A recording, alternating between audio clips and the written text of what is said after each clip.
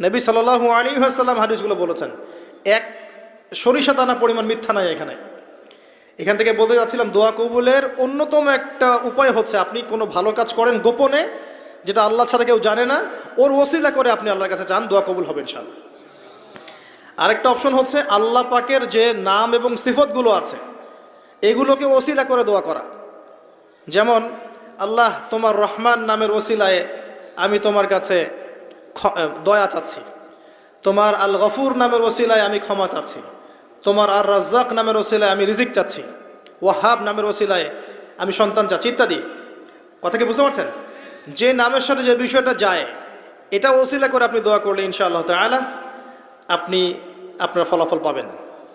আর একটা সবচেয়ে বড় অস্ত্র শিখিয়ে দিচ্ছি, এটা আমি কাউকে শিখাইনি আজ পর্যন্ত, আজকেই প্রথম, এবং আমি আমার জীবনে দেখেছি